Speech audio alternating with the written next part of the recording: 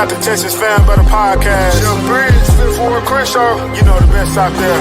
Keno, from Diggity 713. To all my Texans, Texas Nation. If you feeling good, I want you to throw them H's up high. Yeah, like that. I see you.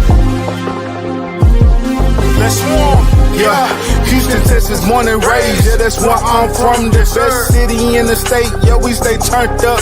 There's excitement in the air for the Houston Texans. We swarming all year, causing havoc, we wrecking. Coming off that edge, we got 5-5-9-5-1. Team on the outside, locking down your number one. All about the swarm mentality. And the H standing on business is the way we operate. I rep that 7 like CJ, that 1 like Diggs, that 3 like Dale. H-Town, we doing it big, you know that 12 out here, and don't you never forget, better pick your poison, cause we got Joe in the midst, we rock that battle red, still blue, Liberty white, H-Town blue, drip galore, man, we so fresh, fire like the field, shout out to the whole squad, chasing greatness, eyes on the prize, one goal, it's time to take it, let's get it, throw them H's up, throw them H's up, now you throw them H's up, throw them H's up, we throw them H's up, throw them H's up, let's all love for them Texans, cause them bulls about to perform. Throw them H's up, throw them H's up, now you throw them H's up, throw them H's up, we throw them H's up, throw them H's up, let's all love for them Texans, cause them bulls. Hello, and welcome back to the Texans Fan Battle Podcast, brought to you by Fan Battle Sports. I'm your host tonight, Matthew Briggs, and guys, we got a special guest in the building tonight. But before I introduce him, let me kick you off to my team swarm. First off, we got the man with the message. We got Mr. Keno. What's good, everybody? Hope everybody's feeling good, man. And second off, we got the T-man himself. We got Texans T. What's the deal? What's the deal, man? Go Texans, A-Sign, let's go. And we got H-Town's own Mr. Honcho himself. And Crenshaw must be dealing with some technical difficulty. Here he is right here. And as always, we got Mr. Fifth Ward Crenshaw. What's up, buddy? What's up, everybody? Now, guys, if you're a Texans fan and you also love comedy, you know this guy very well because On the Nose was great content before all this podcast stuff happened.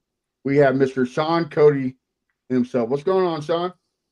What's up, fellas? Glad to be you guys. Thanks for having me on the podcast. What's going on, Texans fans? Yeah, it's gonna be a good one tonight. Yeah, let's have some fun. Yes, sir. Well, let's kick it off. This last season was kind of interesting. What was your thought on the Texans season that just happened? I'm a big fan of D'Amico Ryans. Obviously, getting a chance to play with D'Amico with the Texans and having him come back in his second year here. Super proud of what he's been able to do in a short term with the Texans and in the second season. Obviously, offense didn't probably click like you wanted this year, but defensively, lights out. Watching that Will Anderson Jr. come off the edge is exciting as a defensive lineman. So whenever you get to see that defense hunt, they've done a good job on that side of the ball. Maybe got to get some things figured out offensively, but I really believe in D'Amico Ryans as a leader of men and as a captain. Being able to play with him, I can I can speak highly of him because he was that same guy on the field, that same leader that you guys like tend to follow and get behind. Okay. So, the year before they finished 10-6 or 10-7. Sorry, I keep forgetting the extra game. And then this year, 10-7. A lot of Texans fans believe that this was a bust. What's your thoughts on that as a former player?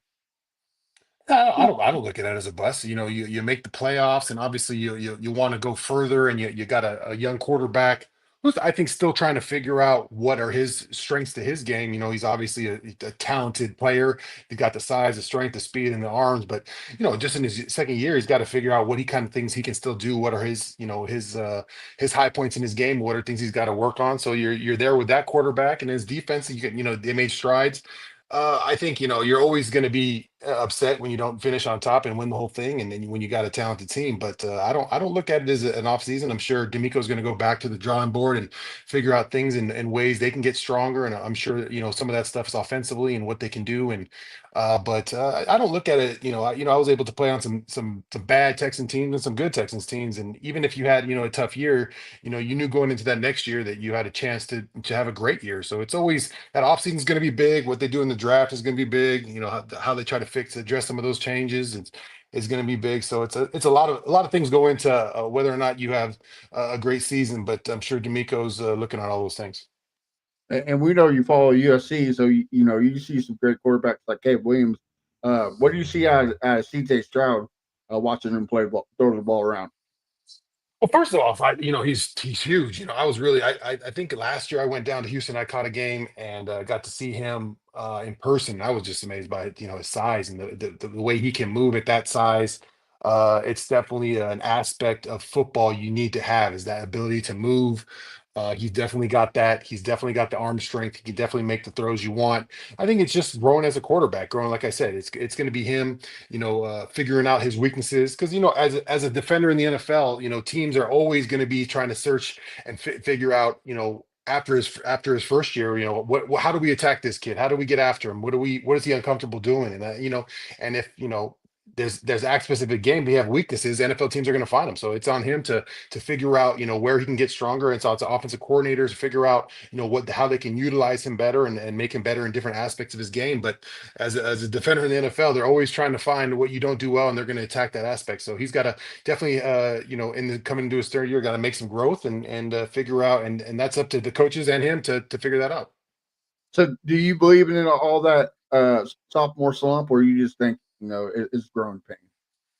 I don't know. I don't know I don't know if it could happen in year 3 or 4. I think it's probably good. It happens in year 2. It's early in his career, so not that it was just a terrible year, but obviously, like I said, defense has figured out how they wanted to attack him. Now it's his job to say, all right, this is how aspects I want to get better in. So it's going to be on him, and I think it's better that it happens early in your career that you can understand it and figure out what defenses are trying to do to you, and as opposed to maybe this happens in year 3 or 4, and then he's a little couple of years behind the development phase. Now he's right in his prime right there to get that thing going in the right direction and figure out like what kind of quarterback he wants to be in the NFL.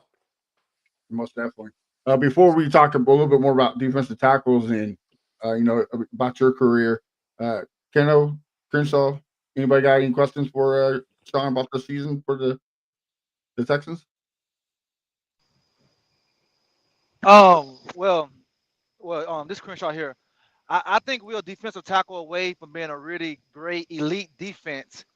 Is there anybody on USC that we don't know about that you could give us, a little eye on to keep eye on this guy? Yeah, defensive tackle, probably not. We got I think some young players that are getting into the system now that down the line here will probably be some key, contributors into the NFL aspect. Right now, I mean, that's a different, really maybe a off topic here. I cover USC football. I do the radio for them now, so I enjoy watching the team. But they got some aspects of their game they got to work on too as well. And defensively, it's figuring out some. They didn't create enough havoc, enough pressure in the backfield with their defensive line. So this off season for USC has been about really trying to build that defensive lineup. And I think they're maybe not this year, but looking down the line here, they're going to have some young guys with some size and strength and speed that could maybe be guys on the next level you've seen from USC. Like you think about Leonard Williams out in Seattle, who's done it for a long time. Some big defensive tackles from USC who have been huge contributors in the NFL. Yeah, I think you're probably about maybe a couple of years out from seeing really high end defensive tackles coming out of USC. Okay. Anybody else got any Texans questions for Shaun about this last season? Well, I got another one. So, what did you think of Kalen Bullock last year? He came out of USC. What did you think of him? Yeah, Kalen Bullock, man. I was super proud of Kalen and the year he had, man. Being a rookie out there and getting out there at USC. I think he struggled a little bit in finding kind of a defined role. You know, we went through some defensive coordinator, changes with him. Always a super talented kid. Obviously, a great eye for getting after the football. Could always high point things as a safety. You know, he had great could get sideline to sideline with great speed. There were some concerns, maybe how he would tackle, but I think at the NFL level, he's done a great job, and D'Amico's done a good job of finding a role for him and how he can play football. And I think that just the ceiling right now is the limit for him, how he wants to challenge himself and push his game because, like you said, he's got all the attributes, the length, the size, the strength. He can go sideline to sideline. So the kid can play ball. It's just figuring out how far he wants to take this thing, I think. All right. Yeah, in my opinion, I think he got snubbed. I mean, he didn't get no votes for the defensive player rookie of the year. Yeah, how many interceptions did he finish with this year? I want to say 4, right? Yeah, that's a big year for a rookie. Yeah, Kendall, you're on mute. Yeah, he finished with 5. Yeah, so yeah, five for a rookie, especially at the safety position. That's pretty good. I'm surprised they. Yeah, and it was definitely one of his better attributes at USC was finding the ball, and that's that's a talent some guys have and some guys don't have. But Kalen has always been able to create turnovers and find those interceptions. All right. Well, speaking of USC, how is it covering the Trojans?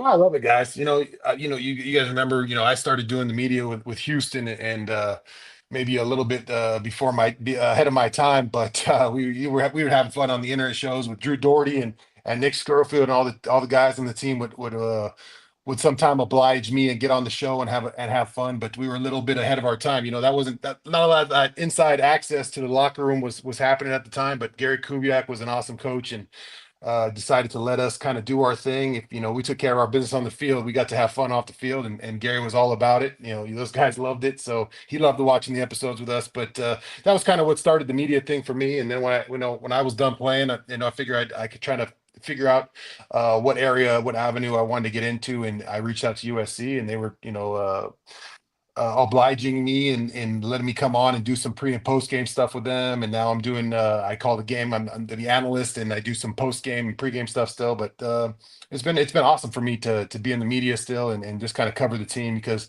I'm here. I grew up here in Southern California and I went to school there, and it's fun to follow the school and know the guys. When you're not a part of it, sometimes you feel like you're out of the mix and you don't know what's going on with the team. But I definitely feel very connected still, and it's fun to.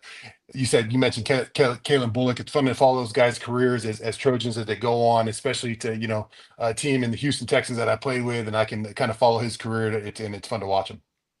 Absolutely. So, no one's watching the games in college. Is there any defensive tackles that you caught eye of you and the Texans should take a bid on? Yeah. We saw some great D tackles this year. We saw Mason Graham there from Michigan. Is a good one. Kenneth Grant, his counterpoint at Michigan. Those are two guys we played early on in the season that created havoc against USC. The kid from Notre Dame, Riley Mills, was a big guy. I think he got hurt maybe later in the season at the end of the year, but he was a monster out there. The kid from Nebraska, Ty Robinson, was a good player. So we played some defensive tackles in the Big Ten this year that were some big guys. So there are some guys out there, I think, this year. I didn't really follow too much of the SEC. Predominantly, I'm just in the Big Ten. So those guys, there's some big defensive tackles out there. So they make some plays. We played some good defensive ends. Think about the kid from Penn State, Abdul Carter, was a stud this year. He came off the edge. He can fly. Just a bunch of guys. I think there are some guys out there that can definitely contribute on some NFL teams. Okay.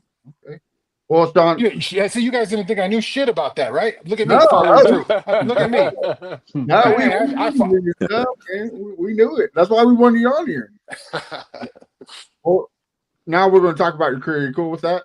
Oh shit! What? That was a long time ago. Let me think if I can even remember that shit. No CTE here, right? No, yeah. You talk about on the nose. You ever thought about maybe a on the nose reunion with you and Yeah. Well, we have a thread with guys on our text thread. It's with all the guys I used to play with, Connor and Antonio Smith, Who else is on there? Brian Cushing, all the Texans defenders. A lot of defenders are on there. So we have a good time. We still, mention that. I saw Connor a couple weeks ago. He's doing well in Philadelphia. But who I get after about it is really Drew Doherty. Drew is upstairs. He's the Texans, or the guy who's running the whole thing out there. But Drew was the guy who started on the nose. Him and Nick Scurfield got on the nose started, and sometimes, I told him, hey, when I come in town, man, we should do an episode, just have some fun. So we gotta start planning that for next year when I come out for one of those reunion games. Yeah, we had Nick and Drew both on the show. Both friends of the show, very good guys. Especially Drew. He's always a hoot to have on. But yeah, the episode with you and Antonio Smith. Oh man, Oh, the ninja! Come on, man! It didn't get any better than the ninja having fun. What kind of guys? No one has a sack dance as good as the ninja ever had, man. Doing the sack dance, he was whipping the sword out, man, running about 15 yards down the field. It was like the highlight of every game was when Antonio got a sack, man. Antonio was one of the classic characters I played with in the NFL, always having fun. Obviously JJ Watt was having fun. Our defense under Wade Phillips and Bill Cole, our defensive line coach, those were two great coaches to play under. They let us have fun, but we also, got after some people's asses out there on the field as the old Bulls on parade got to run around on defense out there. That was fun, man.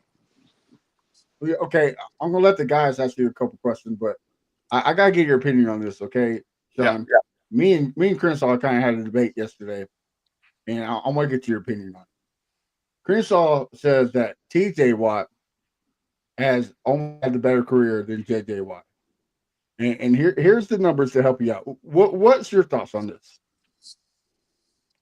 Well, I watch TJ, on Sundays to get a chance opportunity sometimes, and he's super destructive out there on the end. I think, for me, JJ was just a guy you could put all over the line. You could put him, at the nose tackle to the defensive end out there on the outside. So I'll always have a warm spot in my heart for JJ Watt. I'm gonna have to side with JJ on the side of JJ Watt on this one because he was a disruptor, and I'm sure his brother took some lessons, and he imparted some lessons on his brother. But TJ's doing a hell of a job out there for the Steelers. He's super disruptive and has had a hell of a career there too. JJ got sidelined a little bit with some injuries, but still put together a Hall of Fame career, and I'm sure he'll be getting going in there pretty soon. But yeah, I would side on JJ Watt. He was a disruptive force for our defense and create a lot of havoc for us.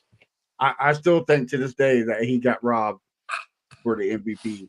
Oh man, yeah, that was a hell of a season. He was scoring touchdowns that year. He was doing everything.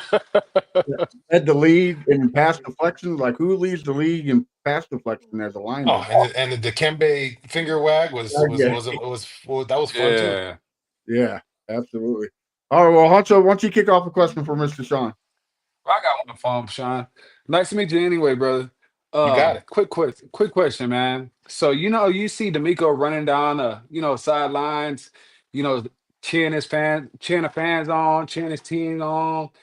Do you still have that aspiration, man, to get out there on that field, man? Do you ever come to that moment where like, you're like, man, this is my moment. I can get out there still, and rekindle anything like that? I would, you feel like that. When covering USC, I feel like that sometimes. Sometimes that little, thing pops in my head, like maybe I could still get out there and get after it, man. And then I'm sitting on the sidelines, and there's a collision, and there's like a tackle on the sideline. I'm like, oh shit, man, that looks like it hurts, man. So it's easy to say you could get out there and do it sometimes when you're watching on TV, but if you're a fan out there and you really think about getting on that field, man, go down on the sideline and try to listen to one of those collisions on tackles on the sideline, man. It'll really change your thought about how playing football out there. So it doesn't. Sometimes you watch it and you're like, oh, it's like easy, but it's a hell on earth sometimes when you're making those big hits and tackles and your body's getting all mashed out. You don't feel it at the time, but just coming from a 40-year-old guy who's been out of the league for about 10 years, those hits take a wearing on your ass. Hey, man, you still got it. Like Crenshaw said, man, we a D tackle away, man. Yeah, man. Always just one D tackle away, man. Earl Mitchell, man. Shout out Earl Mitchell, man. One of the best Texans, man. He's out there getting it. Get it, Earl. All right, Pino, what about you? Got one? Sure, I got one. This is non-football related. But we're gonna talk about. I have a question about USC. guard from the women's basketball team. Juju, do you Juju. pay attention to the Oh yeah. basketball team? Oh, no doubt. I got three daughters so at home. So I'm Okay. we definitely follow USC basketball, and Juju I Watkins is feel the I feel your pain, Sean. I got 4 girls, so the I totally understand what you're going through. yeah, girl dad ended up out here, man. Yes, So sir. yeah, we're big Juju Watkins fans. We've been to a few games. She's a she's awesome. Obviously, she's a tremendous talent. She can get it all done from any aspect of the court, but she's also awesome off the court. She does a lot of stuff in the community in LA. She's been a huge a spark for women's basketball, and my kids know who she is, and it's something I got to do is hit out there in those basketball games because she puts on a show, man. For sure. She's a stud. Okay. Texan C, Pat, you got a question for her? Oh yeah, I got one for you, Sean. So looking at this Houston Texans defense, this past season, a lot of people, give comparisons to the old vintage Houston Texans defense with J.J. Watt and around that era. So I just wanted to know what's your thoughts about comparison as far as do you see any resemblance with this defense that we have? This young core with Will Anderson Jr. and Derek Stingley. Do you see any resemblance of what we had back then? Yeah, you need those disruptors. I think, I look back on our defense, obviously, I think our creators on defense were JJ Watt and Antonio Smith. And when you have, some guys like that, you might need, like you guys have been talking about defensive tackles, find another defensive tackle. You find a guy like that who can create havoc in the backfield. And then you build, solid defenders around that. You have some guys that can create some big plays, but you need some core guys that are still running the defense, and obviously talented back end guys, and Stingley's definitely one of those guys. We had Jonathan Joseph and Kareem Jackson, uh, who were studs back there. And I don't know if Kareem Jackson, he's been playing for a million years, so I don't know if he's still doing it. But shout out Kareem, man. He was a great one. But yeah, we built it on I think those tenets. A lot of you need about, I'd say about 9, 10 guys. 8 guys doing their job on defense, staying in their gap, maintaining their responsibilities. But you definitely need those creators like a Will Anderson Jr., like a Antonio Smith, like a JJ Watt. You need those creators to create those big plays, knock the ball out, big sack, cause fumble, and anything it could be. But those you definitely need those big play guys. Oh, Kershaw, you got a question? Yeah, I got 2 questions and a bonus question. Boom, But 3. yeah, so 3 questions. So basically, it's not football related. Okay, one. Hello, y'all hear me? Yeah. Yeah, go ahead. Hello. Okay, can you Yeah. hear me? Yeah. Okay, yeah. So how did Super Agent come about? Super Do you Agent, still holy jam shit. one? I know, right? Do you still jam 112? And since you out there in Cali, is it Kendrick or Drake for you? Well, first off, we're going Kendrick all day. There you go.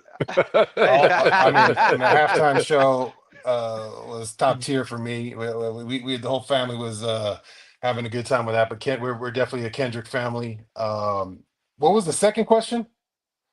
I said, do you still jam 112?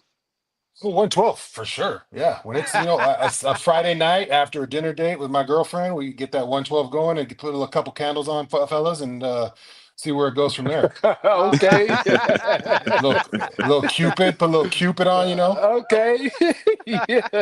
And then and the Super Agent, man, that's going back there. That was the TV show for Spike I did, picking my agent, which was, we didn't win any Oscars or Emmy nominations for that, guys, but it was an experience coming out of college, being on TV here in LA, and getting to fool around picking an agent. And so definitely an experience. Don't know if I would recommend it for people, but it definitely happened. And I don't know if it's even circulated anywhere, but that's Crenshaw, you got great knowledge on you did your homework today, bud. Yeah, I had to do some homework.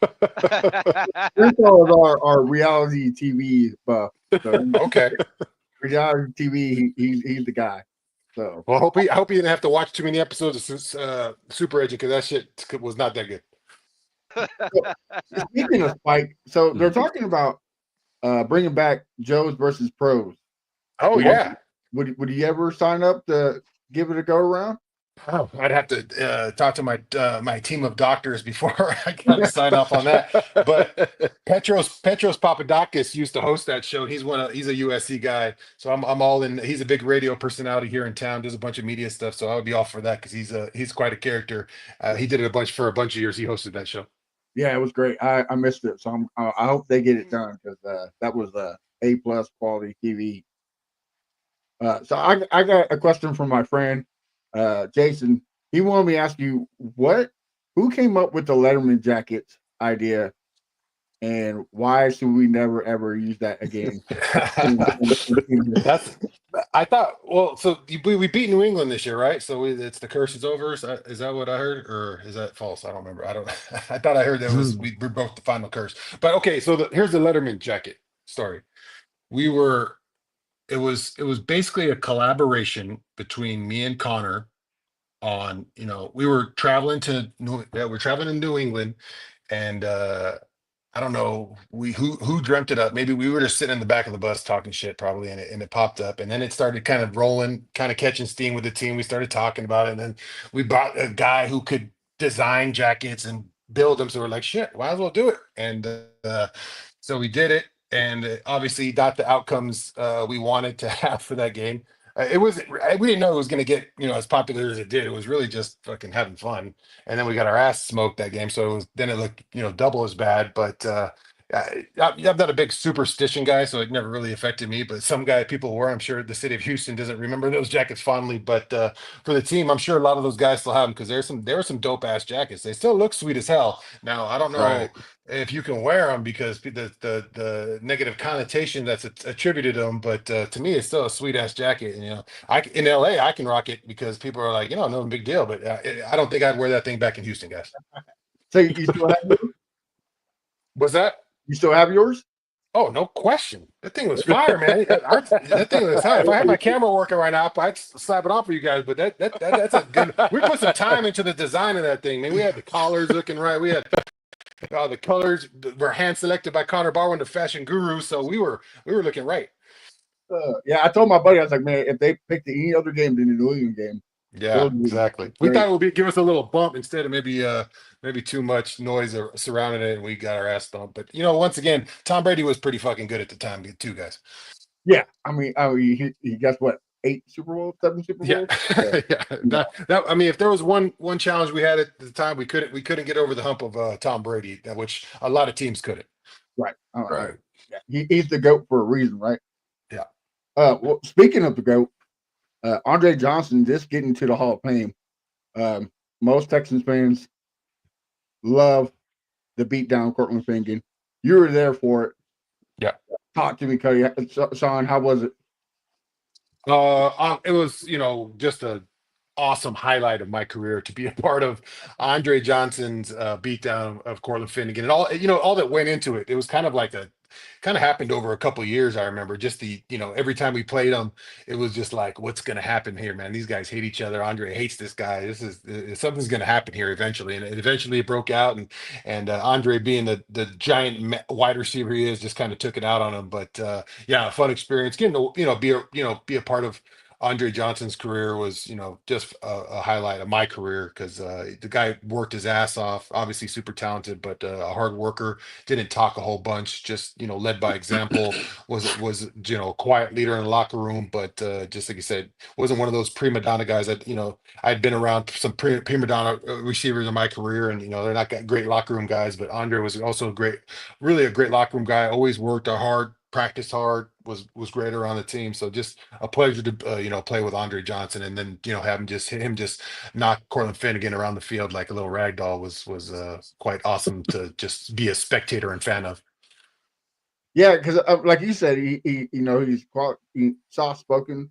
You don't really hear much. So when you saw it happen, were you caught off guard? No, I remember it was kind of building up because we had a little heated rivalry going back and forth, and they were kind of he was a talker, so he was always yapping on the sideline, so you could hear him, being at the wide receiver position and the cornerback position. They would be close to us on the sideline, so we could like watch and like hear as they went back and forth and talk shit. So it was like oh man, this is going to boil over pretty soon. And so when it happened, it was like, oh, it would look like it was going to happen. So Cortland probably picked a fight with the wrong guy because I mean, Andre was jacked, man. He was always shredded and cut up, and I did not want to find him as a defensive tackle, and I don't think little scrawny little Cortland Finnegan should have fought him either. Well, obviously, right? I mean, he should have trademarked Beats by Dre because he would have made a lot of money. Yeah, I'm sure. Yeah, that's not his favorite moment of his career. Because, yeah, like I said, not a bad player, Cortland Finnegan. He's out there. He can make some plays, but not a highlight when you're getting stomped out on the grass there. Yeah. So, you said you get to play with Andre. You know, a lot of non-Texans fans are upset that he made the Hall of Fame. Well, what's your thoughts on it?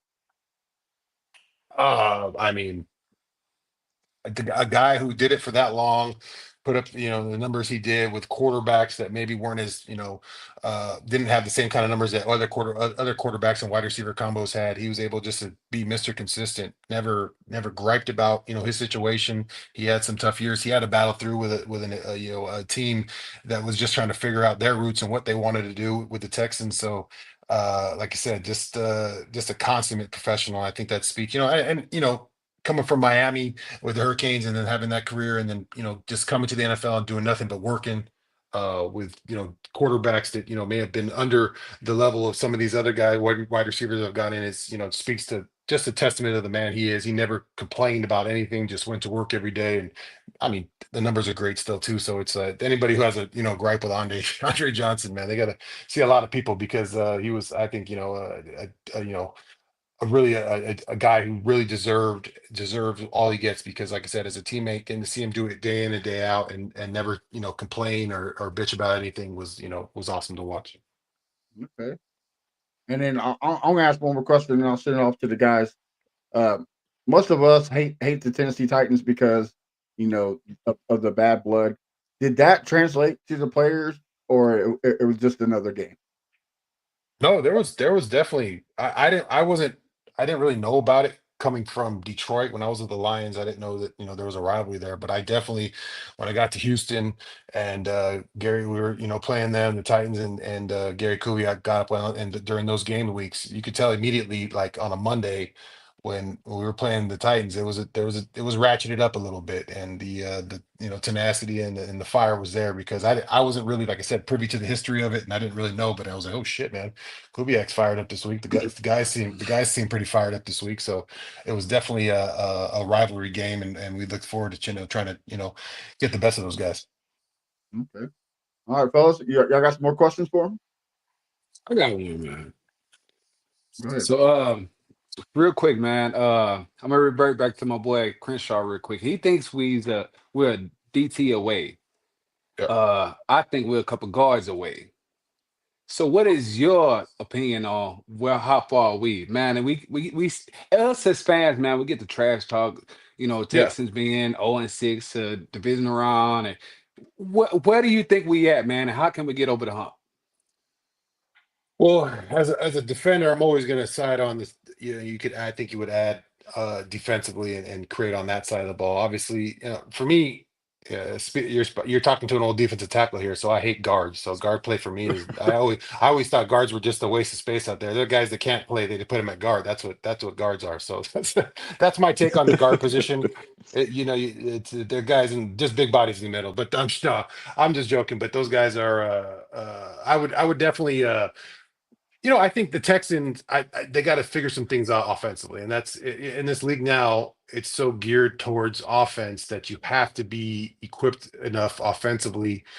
You have to be more than just a team that can control the ball. You got to put points on the board in today's NFL. It's a little different than when I played. You could be a little more, I think, ground and pound offensively, and then play great defense and win some championships. Now I think it's a team where your quarterback play's got to be elite. Your wide receiver game has to, and you got to put some points up. So they got to score some points, and they got to keep that same level of defense, if not ratchet it up. Will Anderson's got to take that next step. Talk about Stingley; those guys got to take that next step on defense, and then offensively, got to be able to put some points up. Got to see some growth from the quarterback. So yeah, and you definitely need to protect them. I think you mentioned guards. You got to do a better job of protecting them, make them feel comfortable back there because you don't want to have a quarterback situation.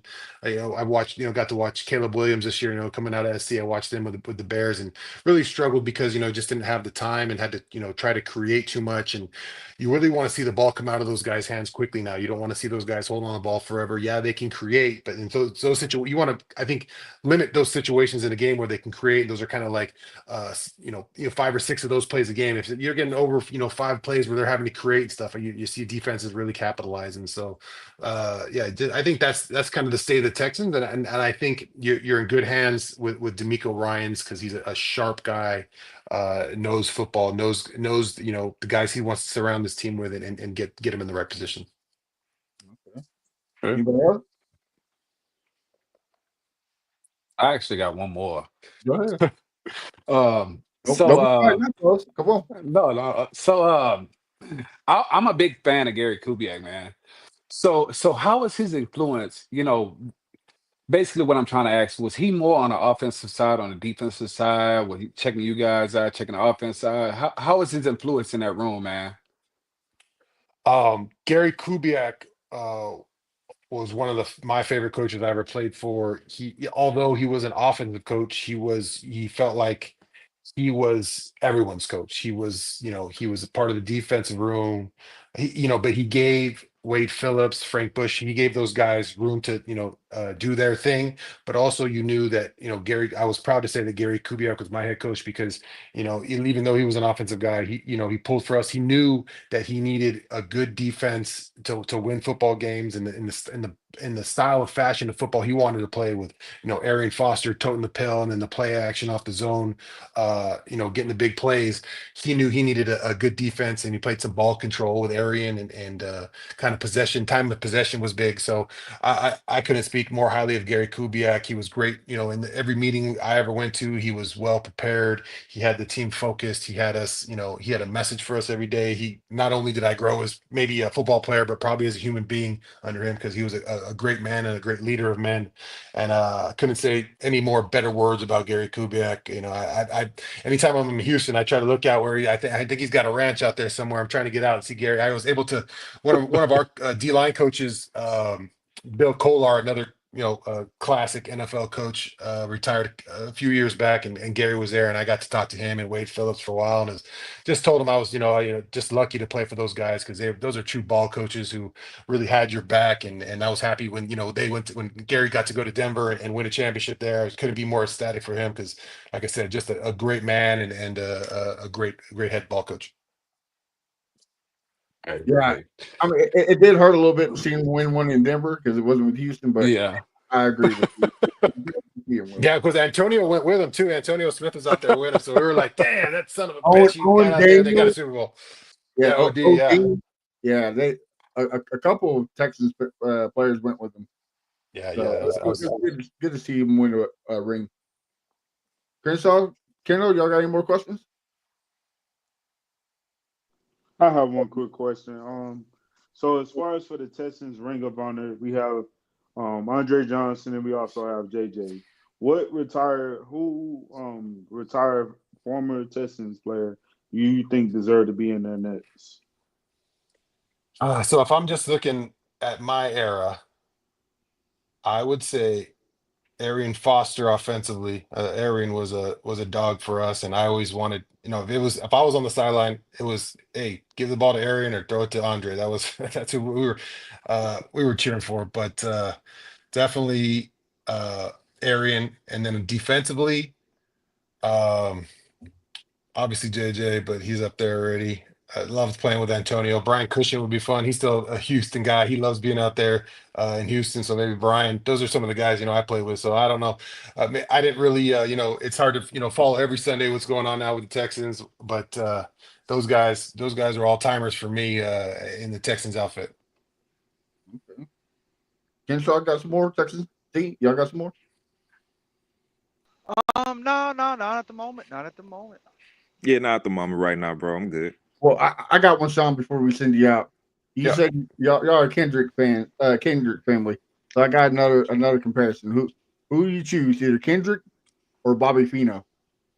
Bobby, Bobby Fino, man. I enjoy Arian's music, man.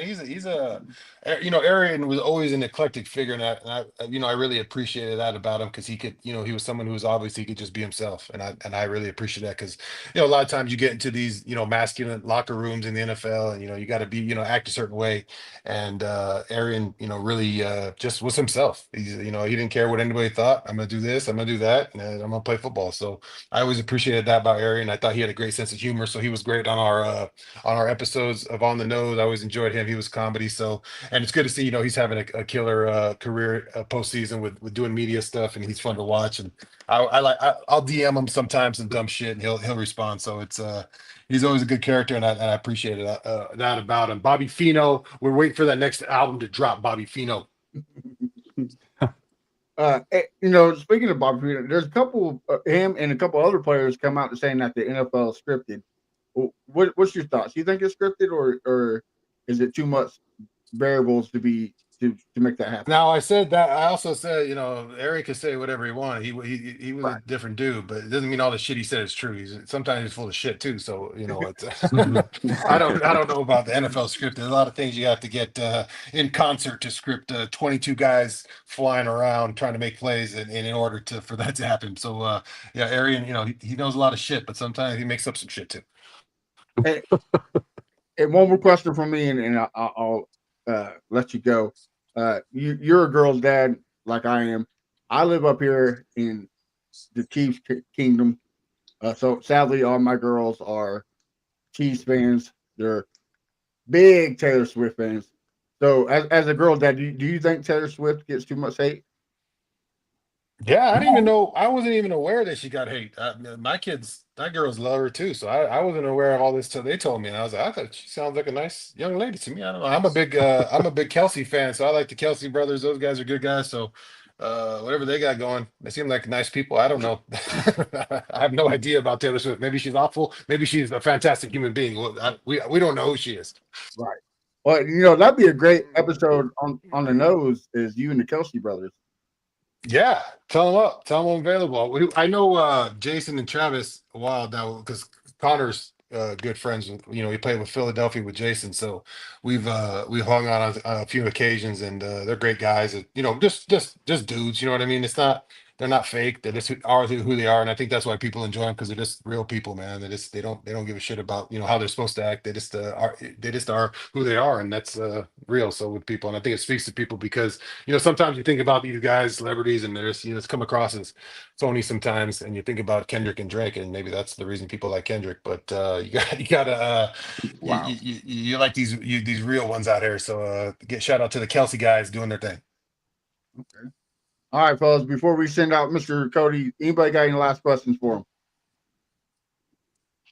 I don't have any questions, man, but I appreciate you joining the show, man. It's nice talking with you, brother. Definitely appreciate your time, man, and great stories. Great stories. Well, Yeah, yes, yeah, same here. Yeah, one more question. The high school you came out of, is that piece of place still around there? I think is it damn, it was a good piece of place around that high school. Is it Velvet Turtle or something like that? I don't know, man. I'm a little bit away from my hometown, but me and my brother own a pizza place now, so we're doing pizza now also. So you should What's the try check name out of it? So that I can stop by. Pie Trap Pizza out in Covina, man. Come check us out. You catch me in there with my Houston Texans hat on, man. Yeah. Okay. Right. always repping. That's Got fantastic. to, man. You might see me with a Letterman jacket. Shit, you never know. we won't boo you for you. All right. Well, Sean, like the fellow said, thanks for coming on because it's been a blast. We were all pumped for this one. Why don't you tell everybody where we can find you on social media and what you got cooking, so that way we can support you. Yeah. Let's see. I'm on Instagram at Shaun Cody something numbers. I don't know, one of them. You can find me on there. Just type me in there. I'm sure you'll find it around. I do some of that. I'm doing pizza with my brother. I said Pie Trap Pizza. We got a little following here in LA. And then I do radio for USC. I cover the football team doing analyst work there. So you can catch me on Saturdays during the college football season doing that. And then other than that, I'll be girl dadding it up. I'll be at volleyball, softball, acting, whatever you got for as a girl dad. So that's how I'm staying busy. Appreciate you guys for reaching out and letting an old has been like me talk about the old glory days of the Texans, man. It's been fun, guys, and I'm it's awesome what you guys are doing because you get to connect with the fans and let them know what's going on with the team. And I always appreciated, all the podcasts and the media support because as much as the guys might not hear it, they say they hear it, but they're listening, man. They want to make you guys proud and make the fans proud because deep down, that's what it's about. It's about repping the city and city of Houston, who's overdoing for a great Super Bowl champion. So let's go Texans, man! And 2025, let's do it. Yes, sir. And we're going to have your former teammate on in a couple of weeks. We're going to have Ben Tate on. Oh yeah, Big Ben Tate, man, classy. He was him, and it wasn't for Ben Tate, Arian Foster. Those holes would be a little smaller if it wasn't for Ben Tate. We'll make sure you say hello. But all right. Till then, Shaun, have a good week. Hopefully we see you again. Okay. Thanks, guys. Yes, sir. Thanks, man. Appreciate it. All right, fellas. Just like Shaun said, where can we find you? What you got cooking up? Where we support you? I'll start you off with you, Honcho. Honcho Johnny, man. Like I said, I just recently got on Twitter, man, at H-Town Honcho 713. You can find me on there. Instagram, Honcho Johnny. Same thing as Facebook, man. Honcho Johnny, man. I'm everywhere. Appreciate you. All right. And what about you, Mr. Crenshaw? Find me at Fifth Ward Crenshaw everywhere, all day, every day. Yes, sir. And then the number one Drake fan. I'm sorry. The number one Kendrick fan, Mr. Texan T. Where can we find you? Yeah, man. Y'all can check me out on Twitter, X, also on TikTok, Texans TTV. And while y'all out, man, y'all go on Apple Music, Spotify, all your platforms. And y'all go download that new Drake and Party Next Door, some sexy songs. Man, for you, hold man. up, How this bro. stuff I thought you was gonna promote yourself. I'm ready to go lock in. You know what I'm saying? I was too. I thrown out and everything. Oh man, jokes on. All right, Keno, where can we hear you at? Yeah, y'all can follow me on YouTube, on Twitter at Head Karen Out, and yes, sir, go Texans. Y'all continue to stream the Swarm song. You know what I'm saying? I know it's the off season, man, but y'all could, you know what I'm saying? So it's a H-Town thing. It's a H-Town Texans anthem. So you know what I'm saying? Keep bumping that thing and go Texans. Yeah, for sure. And also, in a couple of weeks, be on the lookout for. We got some new content coming out. We got Texans here came out. We got Crenshaw's contentions. We got Tea Time with Texans Tea, and then we got Honcho's Hunch. So make sure y'all check those out. There's gonna be some good ones. And you're also, I'm bringing back Cooking with Chef Briggs. So it's gonna be great content. Rock with us. I'm telling you, it's gonna be fun. Next week we'll have Jonathan Alexander, writes for the Texans. So we've got a lot of questions for him. So make sure you subscribe so that way you can watch it. Till next week, stay blessed. Go Texans, and we'll see you then. I'ma calm down, won't chop it up. There's an H-Town anthem, so we gotta slow it up. This the best podcast known to man. We been raw. You heard it here first from Keno and Fifth Ward Crenshaw.